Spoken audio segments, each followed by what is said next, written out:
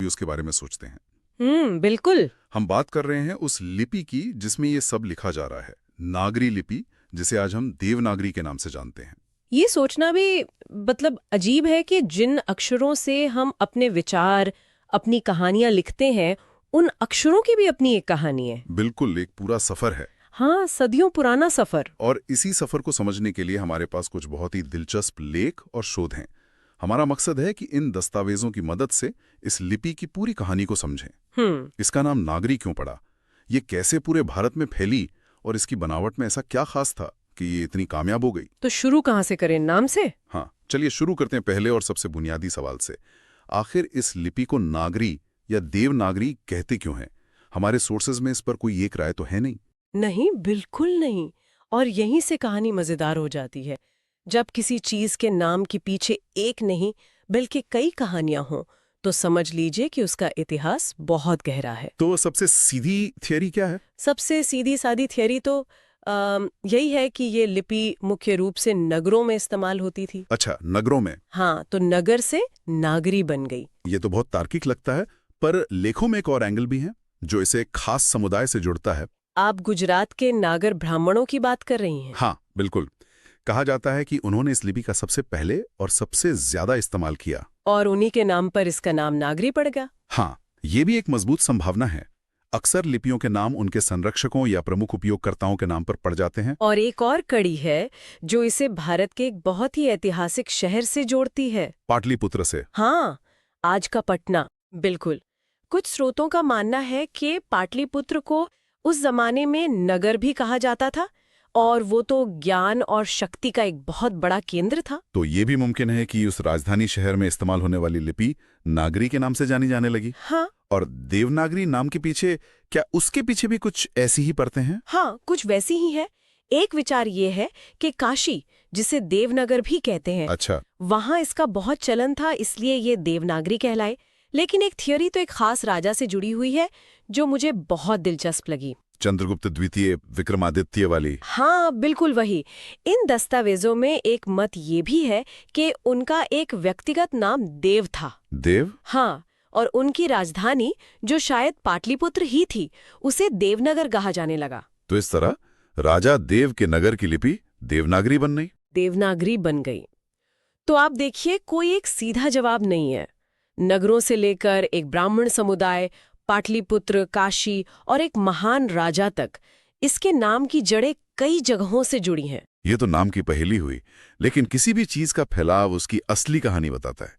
अब यहाँ इन लेखों में एक ऐसी जानकारी मिलती है जो हमारी आम धारणा को, मुझे लगता है, पूरी तरह से पलट देती है। हम अक्सर देवनागरी को उत्तर भारत, खासकर हिंदी पट्टी की लिपि मानकर चलते हैं। सही बात है। लेकिन इसके सबसे पुराने सबूत हमें उत्तर से नहीं बल्कि दक्षिण भारत से मिलते हैं। और ये इस पूरी कहानी का सबसे महत्वपूर्ण और कह सकते हैं कि चौंकाने वाला पहलू है। बिल्कुल। हमारे सोर्सेस के मुताबिक 8वीं सदी के आसपास दक्कन के राष्ट्रकूट राजाओं के लेखों में ये लिपि साफ साफ दिखाई देने लगती है। और वहां ऐसे क्या कहते थे? वहां इसे नंदी नागरी कहा जाता था। नंदी नागरी? हाँ। इसके बाद विजयनगर साम्राज्य और देवगिरी के यादव राजाओं ने भी इसे बड़े पैमाने पर अपनाया। ये दिखाता है कि इसका विकास किसी एक केंद्र में नहीं हुआ। तो फिर वहां इसका नाम नंदी नागरी क्यों था? क्या इसका भी कोई खास कारण है? हाँ, नाम के पीछे फिर एक कहानी है।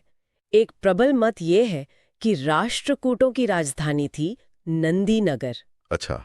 जो आज महाराष्ट्र का नांदेड़ शहर है। तो संभवतः राजधानी के नाम पर ही वहां की लिपि का नाम नंदी नागरी पड़ गया। हाँ, बिल्कुल वही पैटर्न है। लिपि का नाम अक्सर उस जगह या समुदाय से जुड़ जाता है जहां वह फलती फूलती है। यहाँ एक और बात पर गौर करना जरूरी है। लेख बताते हैं कि दक्षिण भारत की दूसरी बड़ी लिपियां, जैसे तमिल, मलयालम और तेलुगु कन्नड़, उनकी जड़ें भी वही हैं जहां से नागरी की हैं। मतलब ब्राह्मी लिपि। हाँ, ब्राह्मी लिपि। आपने बिल्कुल सही नस पकड़ी। इन सभी लिपियों की माँ एक ही है, ब्राह्मी। ब्राह्मी तो भारत की सबसे पुरानी लिपियों में से एक है। मौर्य काल से ही इसके सबूत मिलते हैं। हाँ, बिल्कुल। तो समय और भूगोल के साथ ब्राह्मी के रूप बदलते गए।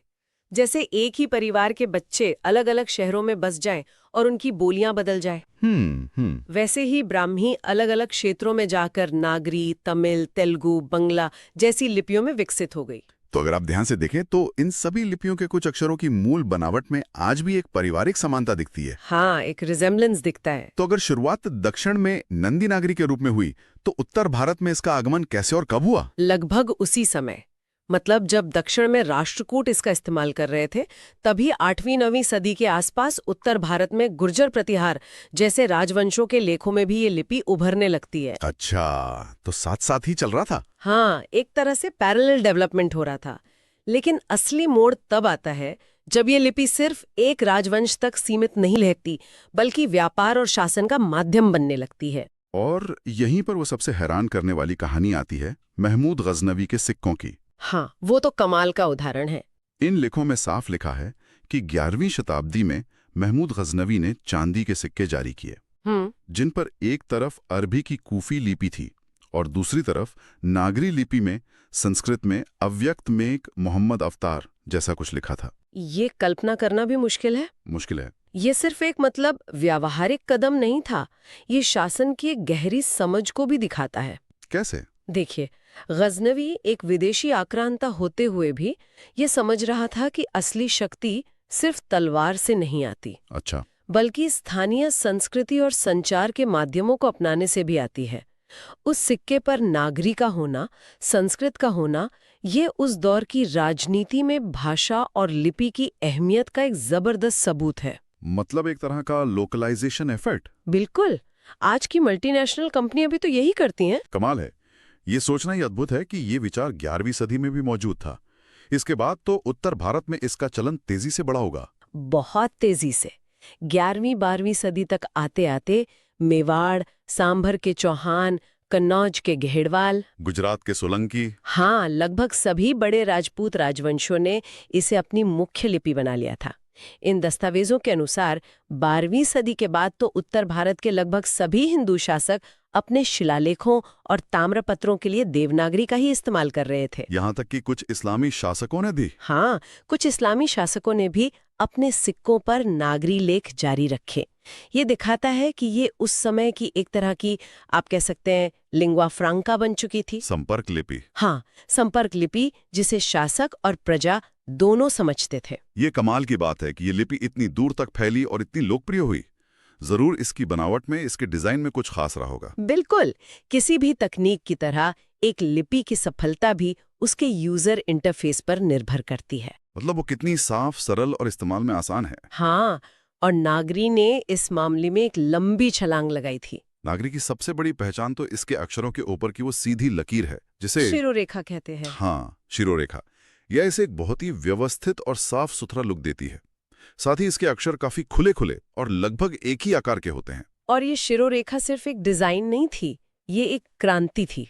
क्रांति कैसे? अगर आप इससे ठीक पहले की सिद्धम लिपि को देखें तो ऐसा लगता है जैसे हर अक्षर के सिर पर एक छोटा नुकीला मुकुट या हुक रखा हो। वो देखने में कलात्मक तो था, लेकिन जब जल्दी जल्दी कुछ लिखना हो या पढ़ना हो तो ये घुमावदार और जटिल मुकुट एक रुकावट डालते थे। अच्छा। नागरी ने उस मुकुट को हटाकर एक सीधी सपाट लकीर खींच दी। ये एक डिजाइन क्रांति जैसा था, कलात्मकता की जगह स्पष्टता और गति को प्राथमिकता देना। मैं कल्पना कर सकता हूँ उस समय के किसी लेखक को जब पहली बार सिद्धम की जगह नागरी में लिखी कोई पांडुलिपि मिली होगी तो उसे कितनी राहत मिली होगी। हाँ, बिल्कुल। जैसे किसी धुंधले चश्मे की जगह साफ चश्मा मिल गया हो। बेहतरीन एनालॉजी है, बिल्कुल वैसा ही महसूस हुआ होगा। जब अक्षरों की चौड़ाई बराबर होती है और उन पर एक सीधी लकीर होती है तो पूरी पंक्ति एक इकाई जैसी दिखती है, जिससे आंखों को पढ़ने में आसानी होती है। ये मानकीकरण यानी स्टैंडर्डाइजेशन की तरफ एक बहुत बड़ा कदम था। बहुत बड़ा। नागरी लिपि की यही स्पष्टता और सरलता इसकी व्यापकता का सबसे बड़ा कारण बनी। और शायद इसी वजह से आगे चलकर जब प्रिंटिंग प्रेस भारत आया तो देवनागरी टाइपिंग और छपाई के लिए भी ज्यादा उपयुक्त साबित हुई। हाँ, उसका असर तो हम आज भी देखते हैं। देवनागरी में छपी किताबें या डिजिटल टेक्स्ट बहुत साफ दिखता है। हाँ, उसकी बनावट में ही एक तरह की आधुनिकता छिपी थी। अक्षरों का अलग अलग और स्पष्ट होना प्रिंटिंग के लिए एक बहुत बड़ी जरूरत थी, जिसे नागरी लिपि ने स्वाभाविक रूप से पूरा किया। तो ये तो हुई इसकी बनावट की बात, पर ये लिपि किन किन भाषाओं का घर बनी? हमने हिंदी और संस्कृत की तो बात की, लेकिन इन लेखों के मुताबिक इसका दायरा तो कहीं ज्यादा बड़ा है। बहुत बड़ा।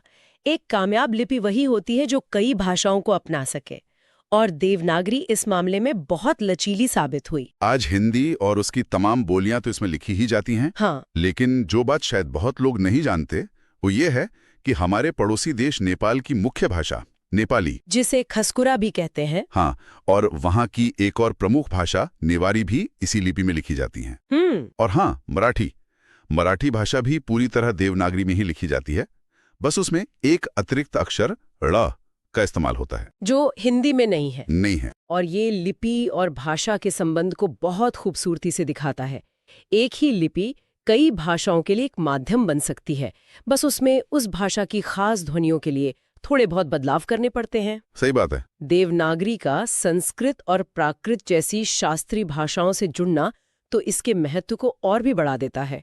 इसने सिर्फ आम बोलचाल की भाषाओं को ही नहीं, बल्कि भारत के ज्ञान, दर्शन और साहित्य की हजारों साल पुरानी विरासत को भी सहेज कर रखा। इन लेखों में एक बहुत महत्वपूर्ण बात कही गई है। 8वीं 9वीं सदी से हमें नागरी में लिखे लेख मिलने लगते हैं, और 11वीं सदी तक आते आते ये एक सार्वदेशिक लिपि बन चुकी थी। ये शब्द मुझे बहुत दमदार लगा, सार्वदेशिक, यानी जो पूरे देश की हो। ये शब्द इस लिपि के चरित्र को बिल्कुल सटीक ढंग से बताता है।